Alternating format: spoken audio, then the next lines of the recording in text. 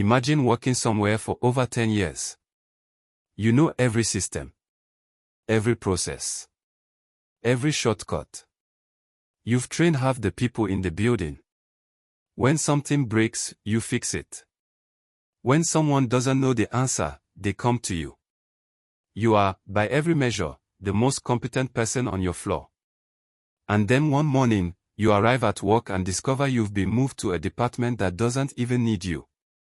This is a true story. Names have been changed. But the pain is real. And if you work in corporate Africa, you need to hear this. Omotola was a senior administrator in the HR and admin department of a large organization. And when I say she was good at her job, I mean she was the kind of good that other departments borrowed from. The kind of good that when external auditors came in, management would quietly push her to the front because she could answer anything. 10+ years. She knew the organization inside out. The policies. The budgets. The people. The history. She had institutional memory that you cannot Google and you cannot replace. She wasn't just occupying a seat. She was the engine of that department. And for years, everything was fine. Until it wasn't.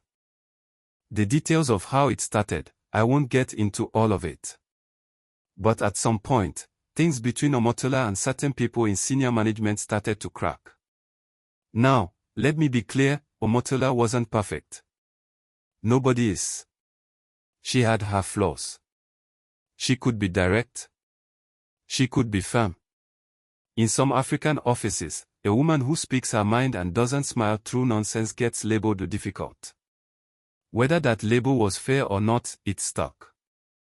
But here's what made this situation so dangerous: Omotola didn't even see it coming. Because this organization, like many African organizations, runs on corridor politics. Decisions don't happen in boardrooms. They happen in hallways. In parking lots. In WhatsApp groups you're not in. Over lunch meetings you weren't invited to. By the time you hear about it, it's already done. And the HR manager. She was a master at this game. She was the kind of person who would smile in your face in the morning and undermine you in a management meeting by afternoon. Two-Face doesn't even begin to describe it. She knew how to play the politics, how to position herself, and most importantly, how to make it look like she had nothing to do with whatever was happening to Omotola. She never openly attacked Omotola. She didn't need to. She just stopped defending her. Stopped mentioning her contributions. Stopped recommending her for anything. And in corporate Africa, silence from the person above you is louder than any accusation. Because your work isn't in the room. But your name is. And if nobody is saying your name with respect, somebody else is saying it with a different tone. And it wasn't just the HR manager. That's what people don't understand, it's never just one person. In corridor politics, narratives spread. One person doesn't like you, they talk to another, and suddenly there's a quiet consensus forming that you don't even know exists. Omotola went from being the backbone of the department to being the problem.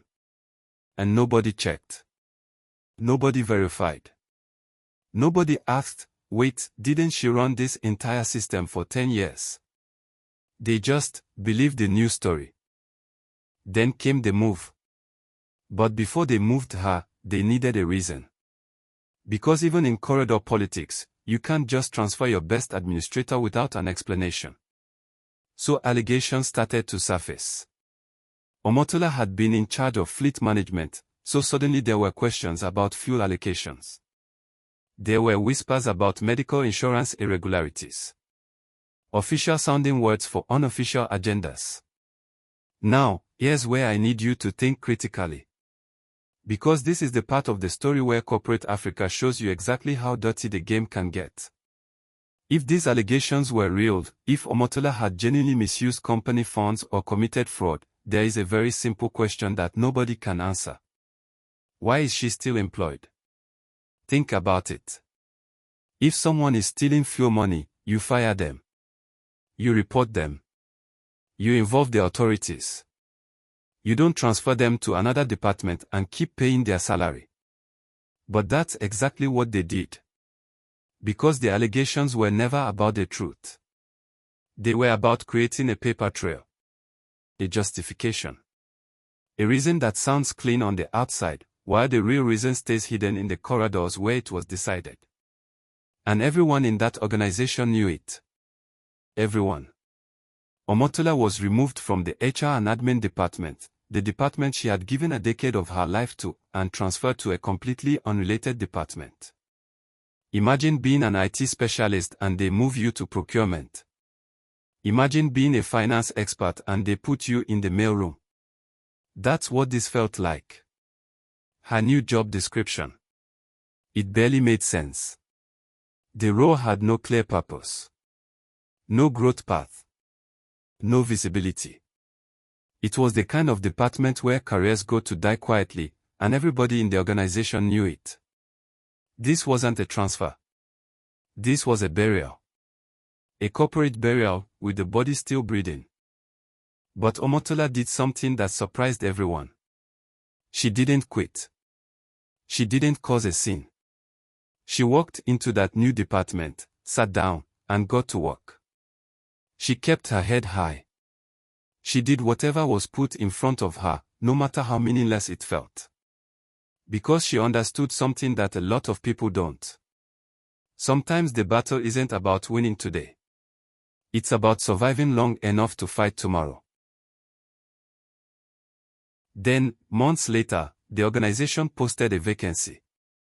Principal administrator. A senior role. A leadership role. The kind of position Omotola was literally born for. 10 years of experience. Deep institutional knowledge.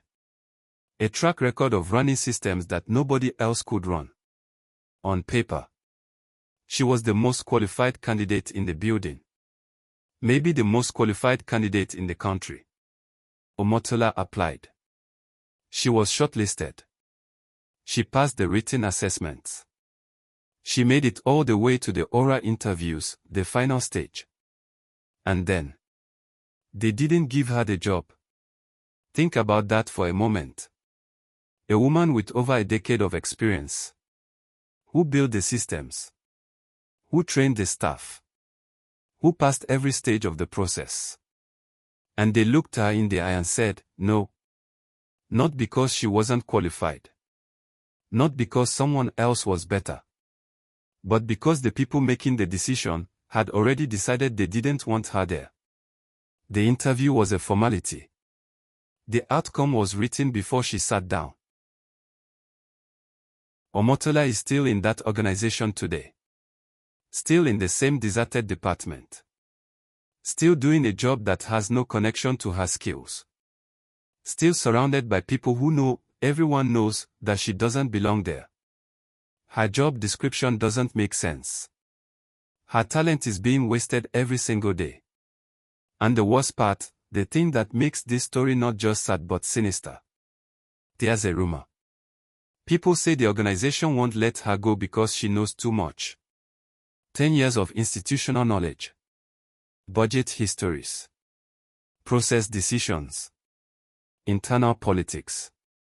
She's not being kept because they value her. She's being kept because they fear what she knows. And so she sits there. Not fired. Not promoted. Not used. Not freed.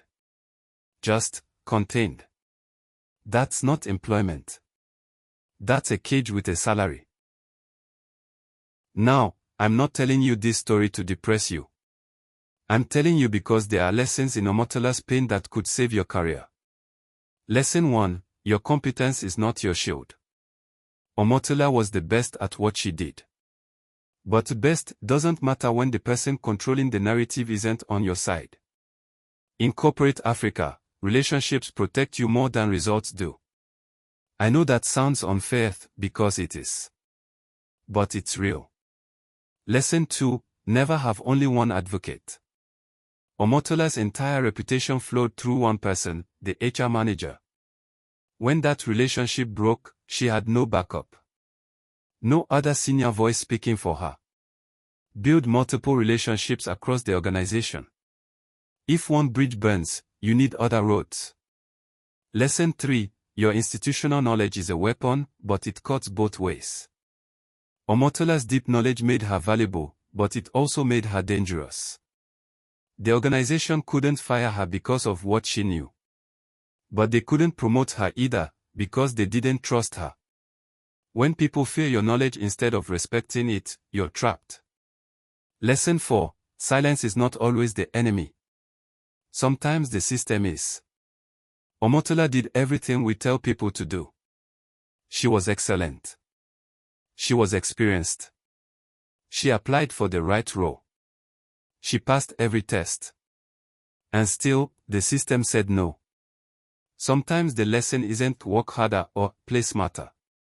Sometimes the lesson is, know when the game is rigged and start planning your exit. Omotola is still there. Every morning she wakes up, gets dressed, and walks into a building that buried her alive. And she keeps going. Because that's what African professionals do. We endure.